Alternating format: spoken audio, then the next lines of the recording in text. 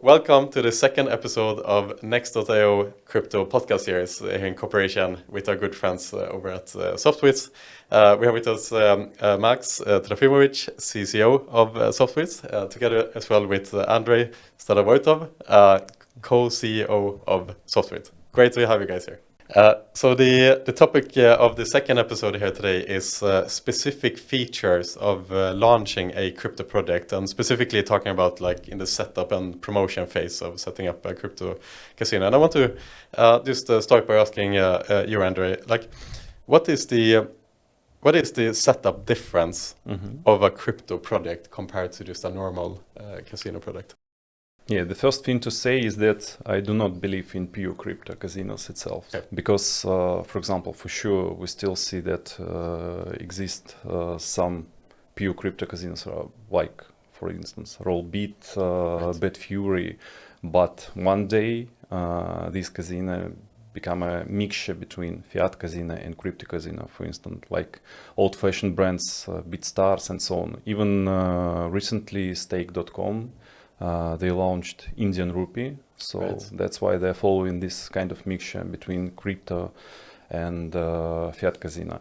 But anyway, regarding the feature still the same. The only difference is crypto payments itself, maybe some additional features which provide the possibility to buy crypto on the website, like MoonPay, Changely, and so on. It depends on crypto strategy of each casino. For instance, instant games itself, crash games, and so on. But still, I do not see a big difference because mostly it's depends on the casino strategy itself. Yeah, interesting. Anything to add today? I entirely uphold this statement by Andrey. I mean, there are no tectonic differences here. Our crypto casino solution and the general fiat casino solution, they are just two solutions, but it's the same platform. And the peculiarities in the setup are only that you have to integrate the payment processing for crypto. And there may be some more tech-savvy features for convenience of the crypto play. For example, the currency conversion which happens in-game, which lets you fix your crypto and kind of convert it into fiat during the gameplay, which opens up the possibility to play more games by more game studios. Because not all game studios are entirely open to the idea of crypto.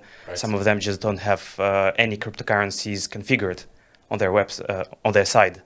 So what I mean by this is we, for example, as a platform, allow players to do so, which allows in turn them to play more games. But there's just one feature I could mention. Interesting. And even from a player perspective, I would assume that they want to see the balance in fiat. Perhaps it's hard to understand. It's just more convenient. How much is 0.0273 Bitcoin? It's hard to grasp how much you're betting, right? If you're it's also for reference purposes. I agree entirely. Like the casino would not act as a currency exchange. It's not that type of institution, but just for convenience and for ease of gameplay, for better gameplay, do we allow this conversion? Yeah, makes sense. And Max, like, who would you say? Can we talk a bit about the target audience itself of the players? In your opinion, like, how does the crypto customer differentiate themselves from the fiat customer? Is there any like particular differences in these two demographics? Well, again, to Andrey's point, I think it's kind of a myth that there are some fiat, good old school customers, and then there are crypto. I don't know, with their third eye or 6 fingers on each palm. There are some specific crypto guys. These audiences overlap a lot. I think there is no like specific age or gender or player preferences attribute to it. Well, first of all, some crypto players are masked fiat players. For some players, crypto or like crypto currency payment gateways are just a good way to play, a more convenient way to play and to pay. That's it. On the other hand, I think that just by correlation, the crypto audience is a more tech-savvy audience, is a younger audience, is an audience perhaps more of millennial or Gen Z age. They know how to work with their smartphones. They were born with them, basically, and They also have a great affinity to some community and a great sense of community. They see the world through like a social lens. They use a lot of tools that are socially charged in their daily pastimes or in their daily work. Yeah. So that could be like not an attribute of the crypto audience, but like I said, some correlation. Yeah, interesting. So the experience itself, you would say that even though you can predict that the crypto player is more tech savvy, you can predict that the average crypto player is younger than the average fiat casino player, there's still no real differences in how you want to build your product as an operator, would you say? Yeah, definitely. It's like the geo attribute and the geo differences would outweigh the crypto versus fiat differences. Right. For sure, definitely. Yeah, interesting. Anything to add to that? But in general, it depends on, we called it different waves of crypto gambling. So it's SOFTSWISS, we divide crypto gambling in two different ways. Max can add some words about first wave because it happened before before I entered SOFTSWISS. But I can conclude that the younger audience is more about the second wave. So, and I also always love to tell this story about high stake, roulette appeared. So, because SOFTSWISS game aggregator was a great part of this success. In 2020, I remember we discovered a strategy how to upsell our game aggregation for different sports book and so on, because there is no casino tab itself during these times. And our head of BizDev and game aggregation, Gregory, he asked me, well, I have one potential interesting brand. I said, well, do not waste time. Let's be focused on sportsbook first of all. We need to upsell it. We need to make money. This brand was Roulette. This brand was Roulette. First month 1 million. The second month 3 million. The third month 5 million. Jesus Christ. It's not what we saw through the game aggregator. Yeah. Obviously, they have their own content and their own revenue. For me, it was real shock. And after that, we changed the strategy. We managed to find crypto gambling foundation. There were several websites. One of them, Prime Dice. It's later stake, also BC Game and some others. So, and afterward we started to push them, guys, you need to start develop Casino Tap itself into your existing instant games and so on. And Roulette, what happened? I know from good friend of mine that a part of Roulette's team, they came from CSGO skin gambling, so they just copied all the marketing from CSGO gambling, especially Twitch. All this streaming, this is the same thing as for CSGO skin gambling. So and afterwards, Stake also joined this company and make this great boom on the market. Sometimes it's good to be wrong, absolutely. It's refreshing. It's refreshing. So on that note, of acquiring the crypto players, how do you promote crypto products? Would you say, Andrey, like what promotional tools does the operator need to acquire crypto players? Well, I would say that the main problem to start your crypto casino is to find the proper traffic. Right now, it's very difficult because there is no affiliate marketing itself in terms of crypto. So that's why it's quite problematic, and I would say it's the main thing to start. But still, the promotion regarding crypto is quite the same as for fiat. There is no big difference. I'd say also by correlation, drawing back on the audience example, just by correlation, the influencer model and the community model tends to work better. Like again, because the audience tends to be more community driven, let's say, that I think strikes the difference. Because I wanted to follow up on that as well, the community aspect itself.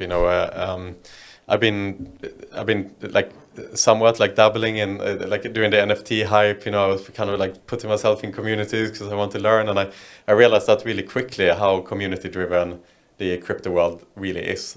You know, so it's and that's not something that from the iGaming industry we are not used to talking about communities, right? The player experience is a very lonely experience in a traditional online casino. You know, there's no real kind of platform for players to engage with each other, especially not provided by the operators themselves, really. But this seems to be a much bigger part in the crypto world. So can you talk a bit more, perhaps, of the community aspects within the crypto world and online crypto casinos? Yeah, definitely. Yeah. One of the vehicles for stake.com, for example, Yeah. and I believe part of the reason why they are so popular is their forum, right? Is their community pages where a lot of people just gather and discuss various things. A lot of crypto websites nailed this thing, and they provided just public chats on their front pages where people could also communicate. And I think, the crypto audience themselves, first of all, crypto is a community. It's like a, let's say, tech, punk, unconventional community from day one, and it's a community like juxtaposing itself against traditional banking and financial systems, for example. And day trading, I'd say day trading is like gambling, but trading itself is also a very community-driven thing. There are a lot of materials, there are a lot of educational materials that also influence the community. They're talked about. There's a lot of things going on in forums, in Telegram chats, in public channels, and so on and so on. Yeah. So I think the community element is very specific and very important to the promotion and to the overall positioning of a crypto brand. Right, because if you can build that community, then you can also leverage that database in activating those players as well, right? Most definitely. Yeah, for sure. Do you know what is the main retention tool for stake?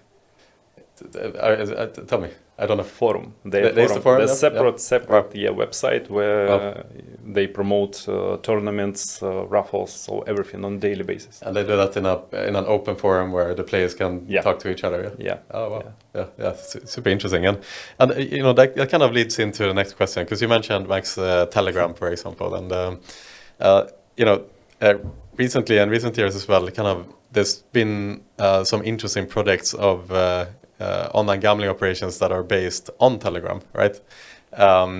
In comparison to, you know, the traditional kind of web browser gambling experience, now we are seeing gambling operations that are being sprung to life on other platforms than just the web browser itself. Is that something you guys think about? The platforms where you can engage players in gambling outside of the web browser? Well, I think the Telegram casino as a product has existed for several years now. Yeah. I don't believe that it has reached its market window or market fit. But anyways, Telegram could be a good idea to reach out to more players, to attract more players. It's an acquisition vehicle. But I still believe that the Telegram version of a casino is a more like stripped down version, stripped down to the extreme. And like if you have a choice, Telegram or a full-fledged, properly working, nicely animated website, like you would definitely go to the website and open your browser. For that matter. Because I mentioned, like, our good friend Tim Heath of YOLO Group, he talks about, he got the question, you know, if you got 1 million euro and you had to invest that 1 million euro into one project, which project would you choose? And he talked about a specific project that is specifically Telegram based. Like, he believes that the future of online gambling somewhat belongs into, let's say, future kind of upcoming platforms and so on and so forth. And Telegram is really interesting because messaging platforms seems to be somewhat the future.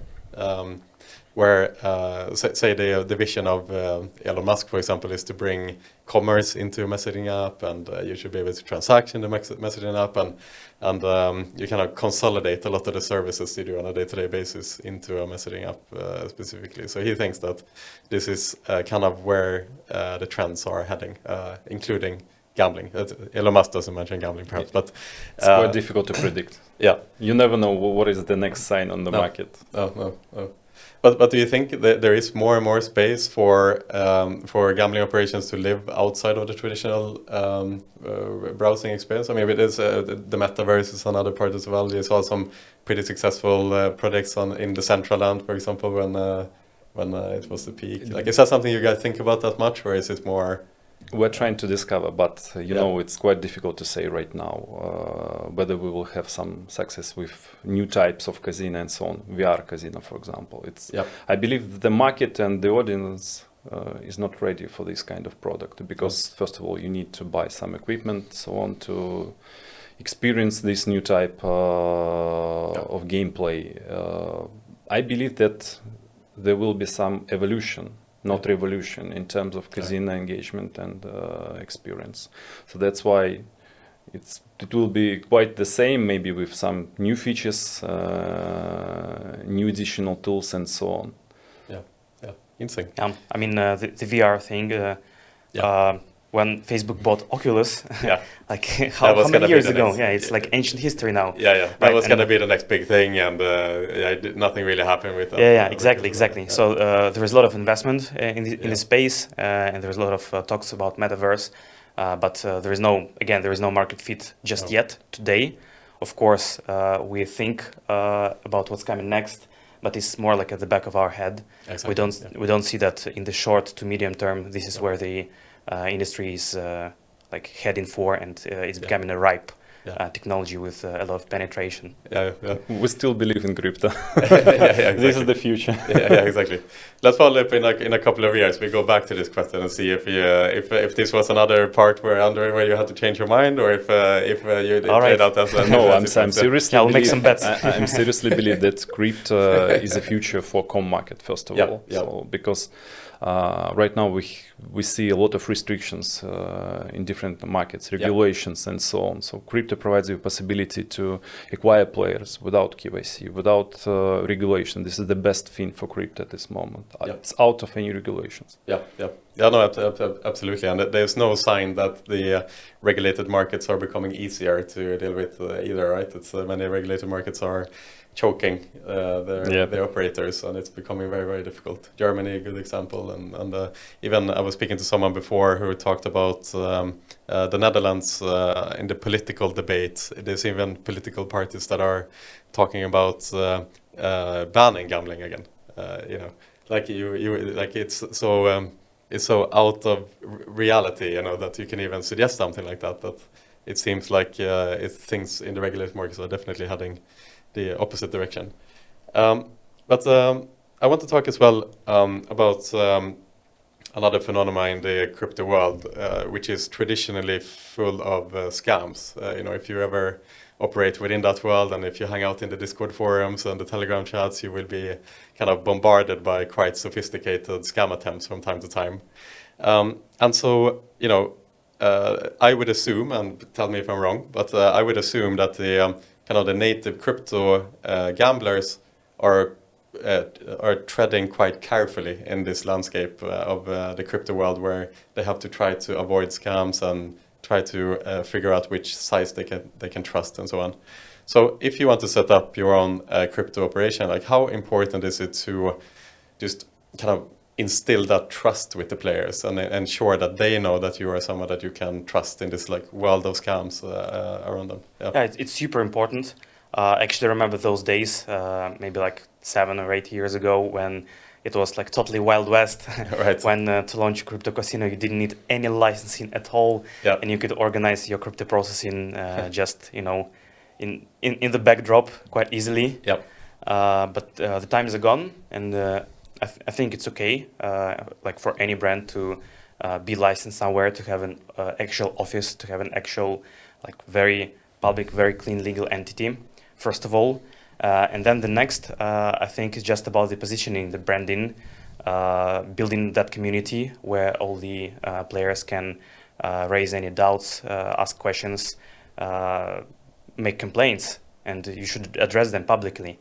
And it's a very meticulous work about just the brand trust and brand reputation, which is not really specific to the crypto world, right? Mm-hmm. Yep. Just an example how to explain why stake is so popular, and they really suffered a lot from fraudulent activity when different kind of hackers, they changed the API in communication with game providers, changed the wins. So and numerous times in communication with stake, we said, guys, please put on hold withdrawals. Let's make some checks before you will pay out the results. And they were not ready to follow it. So we were transparently for our customers, for our players. So that's why we paid immediately. Anyway, no matter what is the result, is it fair or not? Wow. Yeah. Yeah. So that's a good point to basically show, like, if they would have stopped the withdrawals at that point, it could have caused a lot worse damage to them long term by the players basically turning against them. Yeah. In the public forums, for example, and so on. Yeah, exactly. And hence the philosophy. Yeah. Super interesting. Yeah. And so if we turn the question around then as well, so not only are the players concerned about potentially being scammed, but also the operators themselves need to be quite careful treading this crypto landscape, right? I mean, we saw recently Stake.com was the victims of a hacker attack, and some amount of crypto was stolen from them. There's been a lot of like API hacks that have been targeting specifically crypto casinos, so they seem to be much more at risk than the traditional online casinos. Like, what do the operator need to think about to be extra careful, let's say, when setting up a crypto casino, considering the amount of scams that are targeting the crypto casinos? Perhaps Andrey, if you want to start. So first of all, the measures are quite simple. It's still the same, not only for gambling market, but for everyone in IT industry. You need to follow simple rules.